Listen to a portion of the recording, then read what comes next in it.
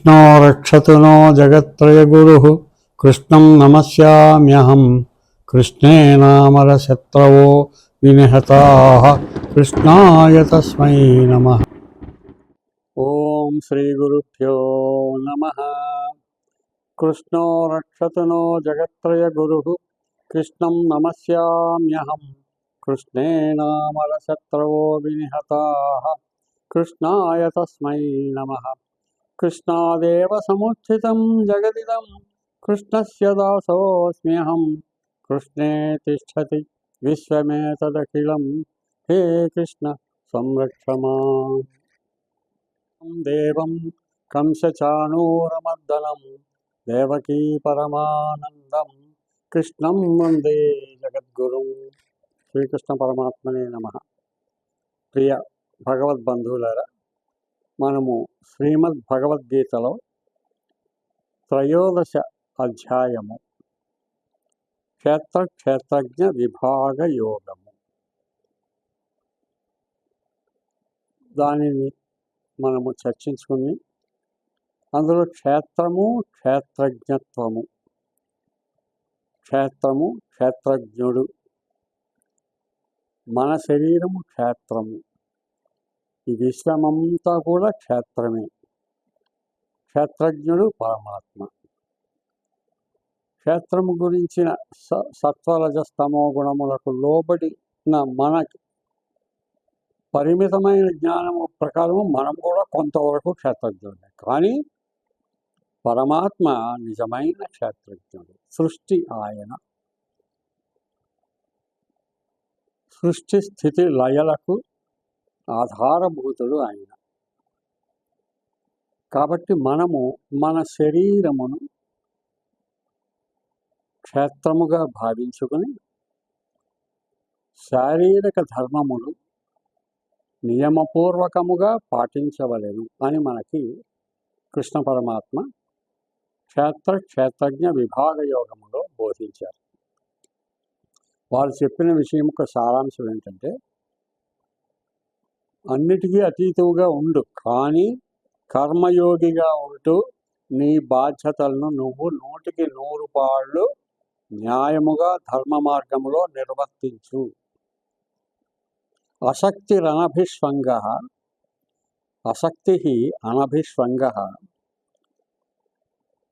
పుత్రదార గృహాదిషు. అశక్తి అనభిష్వంగ పుత్రదార గృహాదిషు నిత్యంచ సమచిత్తత్వం ఇష్టానిష్ట ఉపపత్తిషు. నీవు రాగద్వేషములకు అతీతముగా, సంగమునకు అతీతముగా, మాన అవమానములకు అతీతముగా, త్రిగుణములకు అతీతముగా ఉండు. అలాగని నీ బాధ్యతల్ని విస్మరించకు. పుత్రదార గృహాదిషు, నీ సంతానం, నీ భార్య, నీ ఇల్లు, నీ ఉద్యోగం, నీ బాధ్యత, వాటిని సక్రమంగా కర్మయోగిలా నిర్వర్తించు అని మనకు క్షేత్రజ్ఞ విభాగ యోగంలో పరిపూర్ణ బోధన చేసిన తర్వాత ఇప్పుడు చతుర్దశ అధ్యాయములో గుణత్రయ విభాగ యోగము, గుణత్రయములను గురించి మనకు విశదీకరించి మనము ఏ విధముగా మన యొక్క కర్తవ్య నిర్వహణ చెయ్యాలి అనేది విపులముగా మనకి బోధిస్తున్నారు. గుణత్రయ విభాగ యోగం. గుణత్రయం అనగానే మనకి 3 గుణాలు గుర్తు రావాలి. సత్వ రజ తమో గుణాలు. సత్వ రజ తమో గుణాలు. శ్రీ భగవానువాచ పరం భూయ ప్రవక్ష్యామి జ్ఞానానాం జ్ఞానముత్తమం యజ్ఞాత్వా మునయః సర్వే పరాం సిద్ధిమితో గతాః. పరం భూయ ప్రవక్ష్యామి జ్ఞానానాం జ్ఞానముత్తమం. ఎంత దయామయుడండి పరమాత్మ. భూయ మరోసారి, పరం దైవ సంబంధమైన జ్ఞానాన్ని, ప్రవక్ష్యామి మళ్ళీ నీకొకసారి బోధిస్తున్నాను. ఆల్రెడీ చెప్పినదే ఒకసారి చెప్తే అర్థం చేసుకుని ఆచరించే ఆ సహనము పట్టుదల మానవులకు ఉండదు కాబట్టి మరీ చెప్తున్నారు. ఏమి దేని గురించి?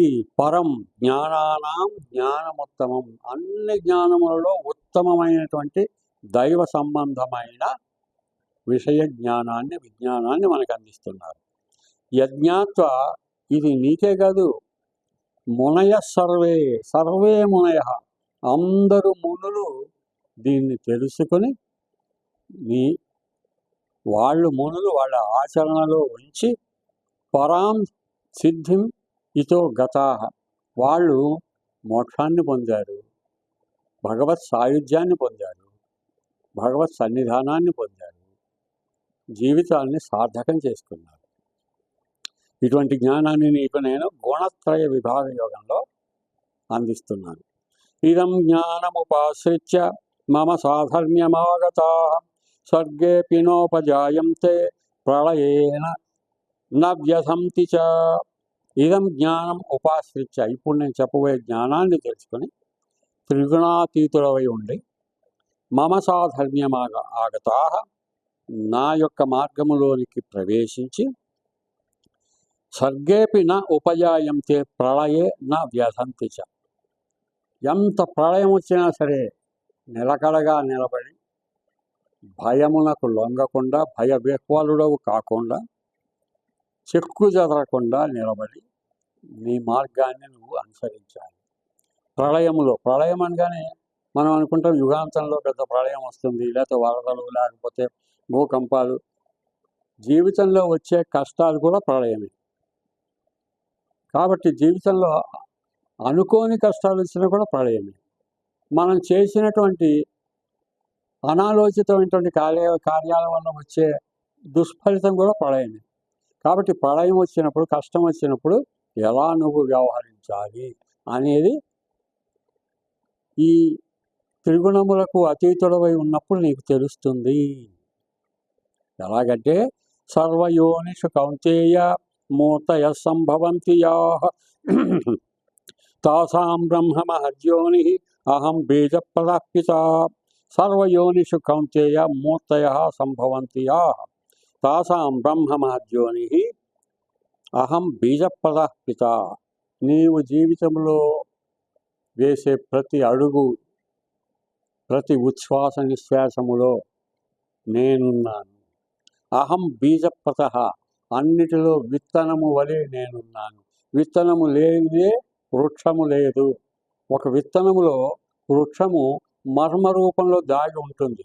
దాన్ని మనం భూమిలో నాటగానే అది మొక్కై, అలాగే వృక్షమై, మహావృక్షమై, వందలాది పక్షులకు, వందలాది జీవములకు ఆకారాన్నిచ్చి ఎన్నో కాయలు, పళ్ళు మనందరికీ ఇచ్చి మన జీవితాన్ని నిలబెడుతుంది. వీటన్నిటికీ మూల కారణము చిన్న బీజం. ఆ బీజంలో దాగున్నది వృక్ష మహాశక్తి, అది నేను. సత్వం రజస్తమయితి గుణా ప్రకృతి సంభవాః. కాబట్టి ప్రకృతి పురుషుడు అంటే పరమాత్మ. దేవుని యొక్క లీలంతా ప్రకృతి. మన ప్రపంచాలు, మన జీవితాలు, మన లోకాలు ఇదంతా కూడా సత్వరజస్తమో గుణాల మీద ఆధారపడి ఉంటాయి. త్రిగుణాలు, సత్వగుణము, రజోగుణము, తమోగుణము. నిబధ్నంతి మహాబాహో దేహే దేహినం అవ్యయం. కాబట్టి అవ్యయమైన ఈ శక్తిని నీవు గ్రహించి 3 గుణాన్ని నీ అదుపులో పెట్టుకో.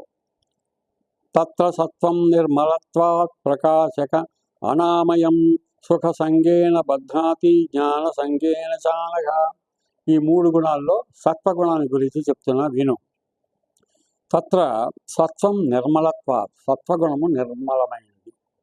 3 గుణములకి కూడా ఉత్తమమైన గుణం, చాలా మంచి గుణం. ప్రకాశకం, అనామయం, చాలా తీక్ష్ణమైనది, తేజస్సుతో కూడింది, మనకి మంచి దారి చూపించేది. సుఖ సంగేన, సుఖాన్ని కూడా మనకి అందించేటటువంటిది. జ్ఞాన సంగేన, జ్ఞానాన్ని కూడా, జ్ఞానముతో కలిపిన సత్వగుణం ఏదైతే ఉందో అది నీ జీవితమును మహదానందకారకముగా చేస్తుంది.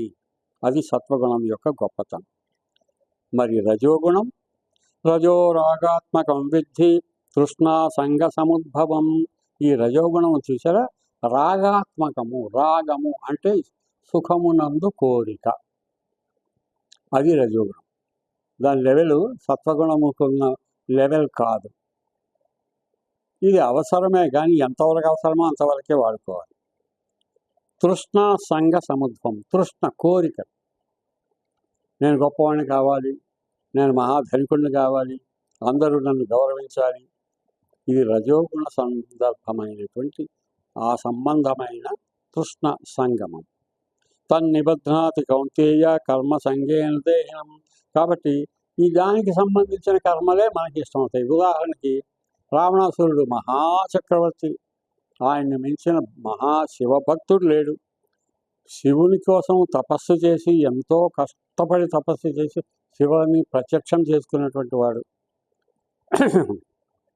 పర్వతాన్నే, కైలాసాన్నే తన పైకెత్తి తల మీద పెట్టుకుని పైకి నిలబెట్టినటువంటి అంత మహాశక్తివంతుడు, మహాభక్తి పూర్వకమైనటువంటి జీవితాన్ని గడిపినటువంటి వాడు. కానీ రజోగుణానికి లొంగిపోయి ఒక ఆవేశకరమైనటువంటి నిర్ణయం తీసుకుని దానికి తగినట్టే తమో గుణంతో వ్యవహరించి సీత అపహరణ చేసి చివరికి తన నాశనాన్ని తానే తెచ్చుకోవడం కాకుండా తనతో పాటు ఉండే వందలాది, వేలాది, లక్షలాది రాక్షసులకు వాళ్ళ తప్పేమీ లేదు, వాళ్ళందరి నాశనానికి కూడా తను కారణమయ్యాడు.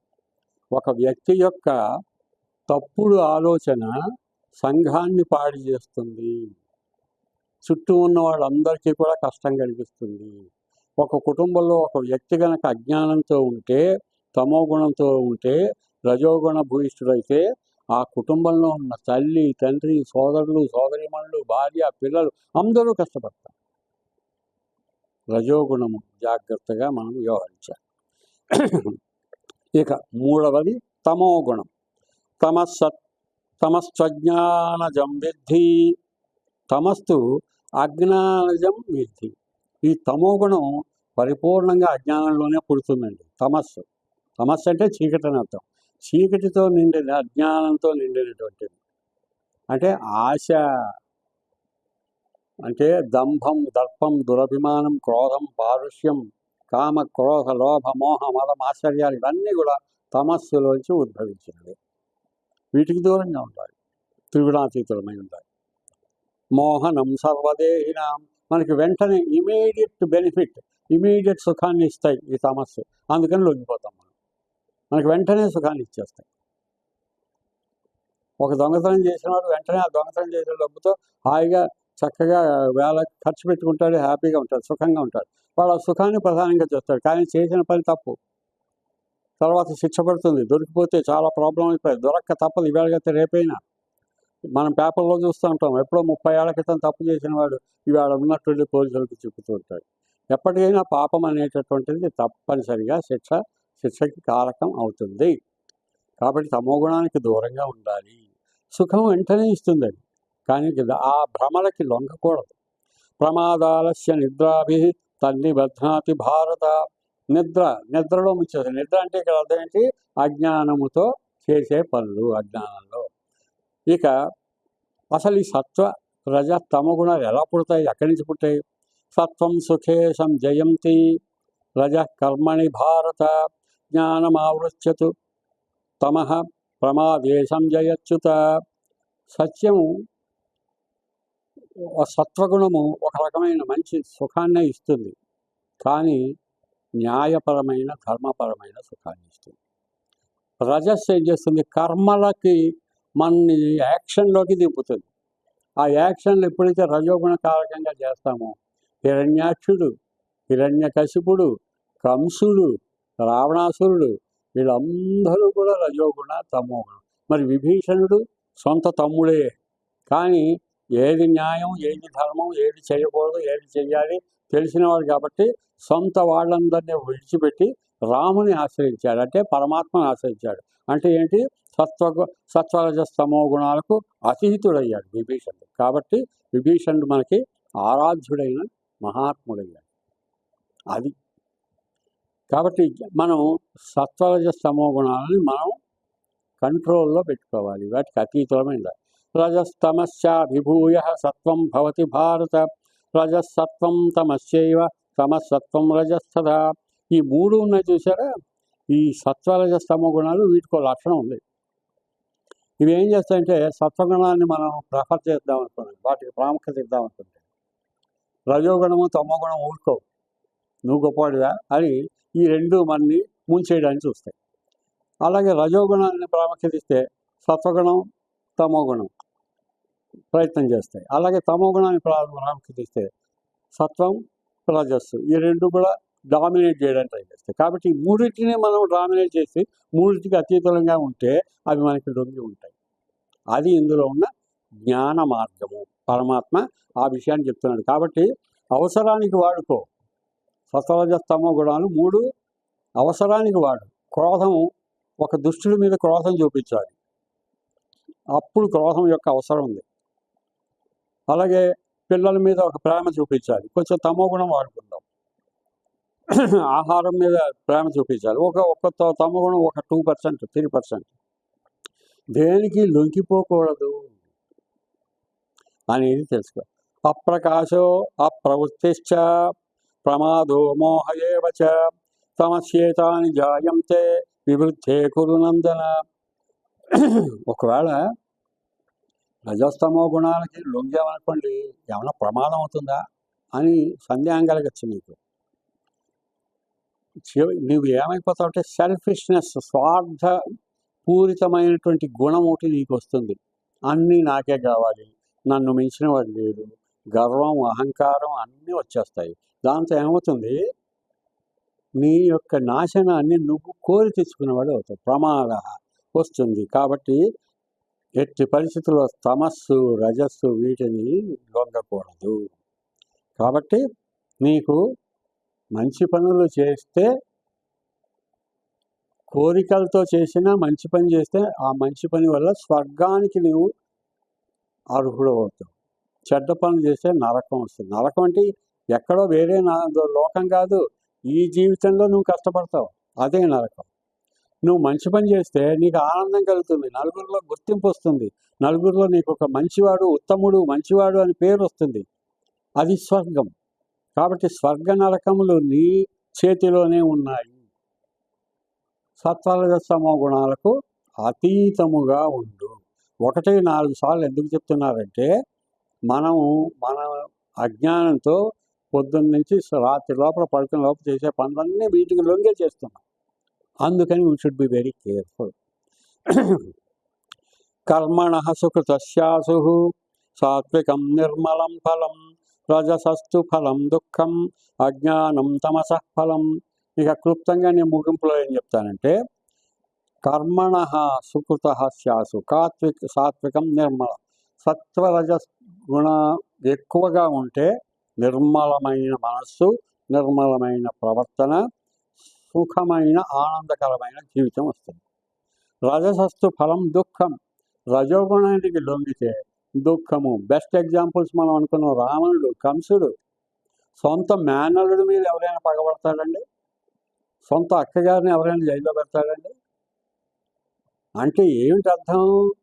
ఆ స్వార్థ గుణం రజోగుణానికి లొంగాడు. చివరికి మేనల్లుడి చేతిలోనే, కృష్ణుడి చేతిలోనే కంసుడు మరణించాడు. రాముడి లాంటి శాంతమూర్తి చేతిలోనే రావణాసురుడు అంతమయ్యాడు. దీన్ని బట్టి ఏమర్థమవుతుంది? ప్రహ్లాదుడి లాంటి మహాభక్తుడి కోసం ఆ పరమాత్మ నారసింహ అవతారములో వచ్చి హిరణ్యకశిపుని అంతం చేయాల్సి వచ్చింది. దీన్ని బట్టి ఏమర్థమవుతుంది? సాత్విక గుణము ప్రధానమైనది, రజోగుణము తమో గుణము మనకు ఉండకూడదు. సత్వాత్ సంజాయతే జ్ఞానం రజసో లోభయేవ చ ప్రమోదమోహో తమసో భవతో అజ్ఞానమేవ చ. కాబట్టి సత్వగుణం వల్ల జ్ఞానం వస్తుంది, రజోగుణం వల్ల లోభం ఎక్కువైపోతుంది, తమో గుణం వల్ల అజ్ఞానం ఎక్కువైపోతుంది. నీకు వచ్చే ఆనందాలన్నీ కూడా నిరర్ధకమైనవి అయిపోతాయి. నీవు కనుక సత్వగుణాన్ని ఆచరిస్తే నీవు ఊర్ధ్వ ప్రయాణం చేస్తావు. ఊర్ధ్వ ప్రయాణం అంటే పైన ఎక్కడికో ఆకాశంలోకి వెళ్ళడం కాదు. ఊర్ధ్వం అంటే ఉన్నతికి వెళ్తావు, జీవితంలో ఉన్నత స్థానానికి ఎదగలుగుతావు, ఊర్ధ్వానికి వెళ్తావు. అంటే పెరుగుదలే ఉంటుంది కానీ పడిపోవడం అనేది ఉండదు, పతనం అనేది ఉండదు. మధ్యే తిష్టంతి రాజస. రజోగుణం వాళ్ళు ఏమీ అభివృద్ధి చేయరు, చెందరు. ఏదో తాత్కాలిక సుఖాలు వస్తాయి, ఉన్నట్టుండి వాళ్ళు కష్టాల్లో పడిపోతారు. జీవితం అంతా ప్రమాదకరమైపోతుంది. జఘన్య గుణవృత్తిస్థ, కాబట్టి అధో గచ్చంతి తామస, తమో గుణం వాళ్ళు అధో గచ్చంతి, ఎంతసేపు కూడా వాళ్ళు నీచ జీవితాన్నే గడుపుతారు. నీచము అంటే సంస్కృతంలో కింద ఉన్నది అని అర్థం, ఉచ్చము నీచము. కాబట్టి ఉచ్చస్థానానికి వెళ్ళడం అనేది మన యొక్క జీవన పరమార్థం, అది తెలుసుకో అని చెప్పిన తర్వాత అర్జునుడు అంటాడు, కైర్లింగై త్రీన్ గుణాన్ ఏతాన్ అతీతో భవతి ప్రభో, కిమాచార కథం చైతాన్ త్రీన్ గుణానతి వర్తతే. ఈ 3 గుణాలకి అతీతుడు కావాలి అని అన్నావు, బాగుంది. అవ్వాలి అని అనుకుంటే అయిపోం కదా. ఏదో ఒకటి ప్రాక్టికల్గా మేము చెయ్యాలి. అది ఏం చేస్తే అవుతాము, అది ఇంకా సులభంగా చెప్పు మాకు. ఎందుకంటే అర్థమవుతోంది, బాగుంది, కానీ సులభం ఏదైనా షార్ట్కట్ మెథడ్ ఏమన్నా ఉందా అని అడుగుతున్నాడు. అంటే ఆ ఇంట్రెస్ట్ అంత బాగా వచ్చింది. శ్రీ భగవానువాచ ప్రకాశం చ ప్రవృత్తిం చ మోహమేవ చ పాండవ, నద్వేష్టి సంప్రవృత్తాని న నివృత్తాని కాంక్షతి, ఉదాసీన్ అవదాసీనో గుణైర్యో న విచార్యతే, గుణావర్తంత ఇచ్చేవ యో అవతిష్టతి నేంగతే. అంటే అర్జునుడు అడిగిన ప్రశ్న, కిమాచార కథం చైతాన్ త్రీన్ గుణాన్ అతివర్తతే. ఏ పని చేసి ఈ 3 సత్వరజస్తమో గుణాలకి అతీతంగా ఉండగలను, ఏ ప్రాక్టీస్ నేను చేయాలి, అభ్యాసం ఎలా ఉండాలి, నడత ఎలా ఉండాలి, ప్రవర్తన అని అడిగితే దానికి నద్వేష్టి, ఎట్టి పరిస్థితిలో ద్వేషము మోహము మొదలగునవి మన ప్రవర్తనలో పొరపాటును కూడా వాటికి చోటు ఉండకూడదు, అవకాశమే ఉండకూడదు. అవదాసీన, ఉదాసీనముగా ఉండాలి. ఏదైనా దుర్గుణము, మోహము, కామక్రోధ లోభ మోహం అధమాశ్చర్యాల్లో ఏదైనా మనల్ని డామినేట్ చేస్తోంది, ఆ గుణము ఎక్కువగా ప్రవర్తిస్తోంది మనలో అన్నప్పుడు దాన్ని పక్కకి నెట్టి దాని మీద కుతూహలము చూపించకుండా ఉదాసీనంగా ఉండాలి. ఆ కోరికల్ని మనకి ఎంటర్టైన్ చేయకూడదు. గుణావర్తంత ఇచ్చేవ యో అవతిష్టతి నేంగతే. గుణాలు వస్తూ ఉంటాయి, పోతూ ఉంటాయి, వాటిని మాత్రము వాటికి లొంగకుండా నీ అదుపులో పెట్టుకోవాలి. నువ్వు రమ్మంటే రావాలి, పొమ్మంటే పోవాలి. అప్పుడు నీకు అనసూయత్వం సిద్ధిస్తుంది. అత్రి మహర్షి భార్య అనసూయని పరీక్షించడానికి బ్రహ్మ విష్ణు మహేశ్వరులు వెళ్ళారు. ఈ కథ మనందరికీ తెలుసు. ఈ కథలో ఆంతర్యం ఏమిటి? బ్రహ్మ విష్ణు మహేశ్వరుని శిశువులుగా మార్చి అనసూయ వారు అడిగిన కోరిక ప్రకారము వారికి ఆహారాన్ని ఇచ్చింది.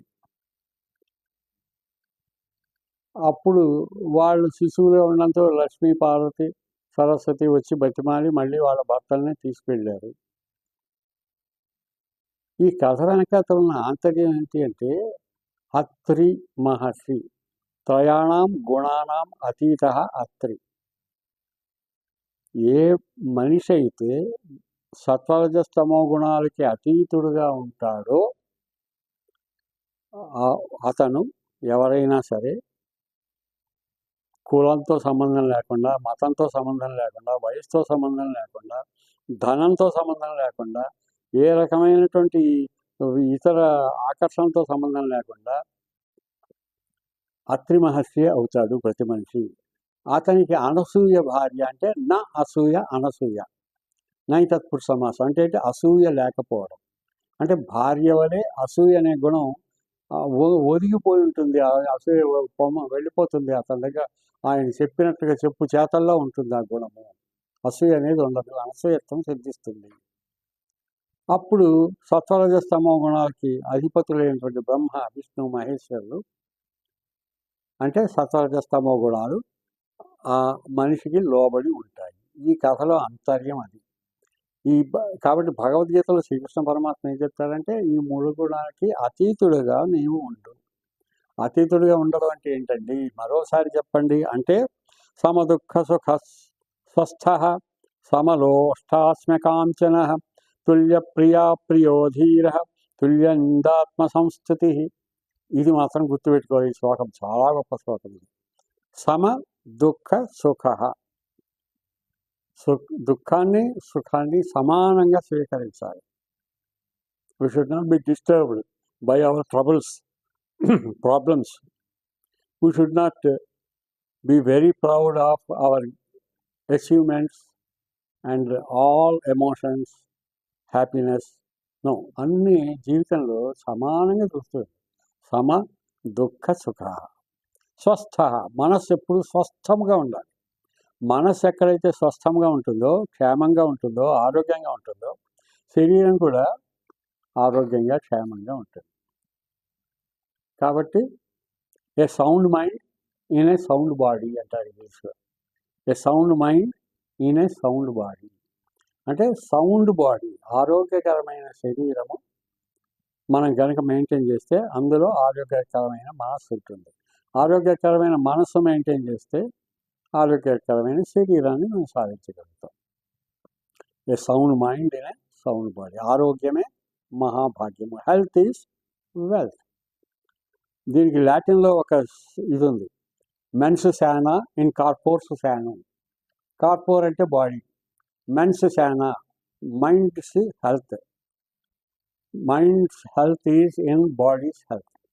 అందులోంచి వచ్చిందే సౌండ్ మైండ్ అనే సౌండ్ బాడీ. లాటిన్లో మెన్స్ శానా ఇన్ కార్పోర్స్ శానా అంటే సమదుఃఖ సుఖ స్వస్థ. ఎంత చక్కగా చెప్పారు కృష్ణ పరమాత్మ. తుల్య ప్రియ ప్రియ, ప్రియానికి అప్రియానికి రెండిటికి ఒకటే రెస్పాన్స్ ఉండాలి మన దగ్గర. ఇష్టం లేనిది జరగగానే కుంగిపోయి, ఇష్టమైనది జరిగితే పొంగిపోయి గర్వించి వద్దు. ధీర, ధైర్యం కలిగిన గుణం కలిగి ఉండాలి. నిత్య ధీరులమై ఉండాలి. తుల్య నింద ఆత్మ సంస్థితి. ఎవరైనా మనని నిందించినా ఒకటే పద్ధతి, ఎవరైనా మనని స్తుతి చేసినా ఒకటే. మనం అలాగా ఉండాలి. దట్ ఈస్, అది జీవితము యొక్క ఆశయము, ఆచరణాత్మకము. ఈ భగవద్గీత యొక్క పూర్తి సారాంశము అదే. సమదుఃఖ సుఖ స్వస్థ సమలోష్టాస్మ్యకాంచన తుల్య ప్రియ ప్రియో ధీర తుల్య నిందాత్మ సంస్థితి. ఇది ఎల్లప్పుడూ గుర్తుపెట్టుకోవాల్సినటువంటి విషయం. మానవమానయో తుల్య తుల్యో మిత్రాదిపక్షయో సర్వ ఆరంభ పరిత్యాగి గుణాతీత సవర్తయ. ఇదొక మాన అవమానయో తుల్య తుల్యో మిత్ర అరిపక్షయో సర్వ ఆరంభ పరిత్యాగి గుణాతీత సౌచ్యతే. మానాన్ని అవమానాన్ని తుల్యముగా సమానంగా చూడు. సమసుఖ దుఃఖ అంటే దుఃఖ అన్నట్టు.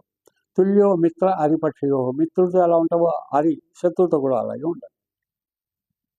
Treat everybody alike, equally, in a same way. సర్వ ఆరంభ పరిత్యాగి. నీకు నువ్వే ఏదో రజోగుణంతో ప్రారంభాలు చేయకే పనులు. అది ఆటోమేటిక్గా నీ దగ్గరికి రావాలి, నీ చేత పూర్తి కావాలి, వెళ్ళాలి, అంతే. నువ్వు నేను అలా స్టాండర్డ్గా నిలబడుతుంది.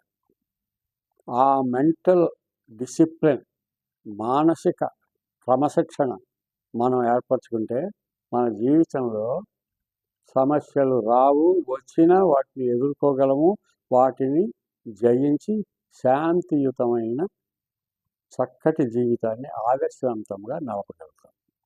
మానవమానయో తుల్య తుల్యో మిత్రాదిపక్షయో సర్వ ఆరంభ పరిత్యాగి గుణాతీత సముచ్యతే. చాలా గొప్ప విషయం. బ్రాహ్మణో హి ప్రతిష్టాహం అమృతస్య అవ్యయస్య చ శాశ్వతస్య చ ధర్మస్య సుఖస్య ఏకాంతికస్య చ. ఎవరైతే బ్రహ్మజ్ఞానాన్ని పొందడానికి ప్రయత్నం చేస్తారో, బ్రహ్మజ్ఞానాన్ని ప్రత్యేకంగా వేరే లేదు, ఈ విధంగా ఉండడానికి ప్రయత్నం చేయడమే బ్రహ్మజ్ఞానాన్ని ప్రయత్నం చేయడం. ఈ విధంగా ఎవరైతే చేస్తారో అది అమృతమయమైనటువంటి జ్ఞానము, అవ్యయమైన జ్ఞానము. అంటే ఖర్చు లేనటువంటిది, శాశ్వతమైనటువంటిది. It is not temporary, it is 100% permanent for యుగాల అయినా కూడా నిలబడిపోతుంది. శాశ్వతమైనటువంటిది, ధర్మమైనటువంటిది, సుఖమైనటువంటిది, ఏకాంతికమైనటువంటిది, అన్నిట్లోకి గొప్పది, గ్రేటెస్ట్ ఆఫ్ ది గ్రేటెస్ట్, మహామహోన్నతమైనటువంటిది. బ్రహ్మణో హి ప్రతిష్టాహం, నేను సృష్టించిన ఈ జ్ఞానము నేను, ఆ జ్ఞాన రూపమే నేను, నా రూపమే జ్ఞానం. కాబట్టి ఈ విధంగా ఉంటే నువ్వు నీలో నన్ను ప్రతిష్ఠించుకున్నట్టే లెక్క. బ్రహ్మణో హి ప్రతిష్టాహం అమృతస్య అవ్యయస్య చ శాశ్వతస్య చ ధర్మస్య సుఖస్య ఏకాంతికస్య చ. అంత పూర్ణ స్వభావము, పూర్ణ స్వరూపము, పూర్ణత్వము నేనే. I am the complete one. From me all this creation has come. అందుకనే పూర్ణత్వాన్ని మన వాళ్ళు వర్ణిస్తారు. పూర్ణమదః పూర్ణమిదం పూర్ణాత్ పూర్ణముదచ్యతే పూర్ణస్య పూర్ణమాదాయ పూర్ణమేవావశిష్యతే. సున్నా అనే దాన్ని వర్ణిస్తారు మన వాళ్ళు. సున్నాలోంచే ఉంది మొత్తం, మ్యాథమెటిక్స్ వచ్చినట్టు సున్నాలోంచే మొత్తం అన్నీ వచ్చినట్టు ఆ సున్నాయే పరమాత్మ స్వరూపము, అదే ఓంకారము. కాబట్టి పూర్ణమదః పూర్ణమిదం పూర్ణాత్ పూర్ణముదచ్యతే, పూర్ణములో నుండే పూర్ణం వచ్చింది. పూర్ణస్య పూర్ణమాదాయ పూర్ణమేవ అవశిష్యతే. ఆ లక్షణాన్ని మన వాళ్ళు జీరోకి ప్రతిబింబించారు మ్యాథమెటిక్స్లో. కాబట్టి ఆ పూర్ణత్వము నేనే. కాబట్టి అవ్యయత్వాన్ని, శాశ్వతత్వాన్ని కలిగి ఉన్నటువంటి ఈ జ్ఞానాన్ని నీవు సంపాదించి నిరంతరము త్రిగుణాతీతుడవై ఉండు. మానవమానయో తుల్యో మిత్రాదిపక్షయో సర్వ ఆరంభ పరిత్యాగే గుణాతీత సౌచ్యతే. సర్వసుఖ దుఃఖ సంఘానికి అతీతముగా ఉండు అని ఈ గుణత్రయ విభాగ యోగము ఇందులో పరమాత్మ బోధించారు. Essence of life is we should be beyond emotions. ఇది క్లుప్తంగా చెప్పుకుంటే ఈ విషయాన్ని మనం నేర్చుకుని అభ్యసించి ఆచరణలో పెట్టాలి. We should show it in practice. ఓం తత్సదితి శ్రీమత్ భగవద్గీతాసు ఉపనిషత్సు బ్రహ్మ విద్యాయాం యోగశాస్త్రే శ్రీకృష్ణార్జున సంవాదే గుణత్రయ విభాగయోగో నామ చతుర్దశోऽధ్యాయః.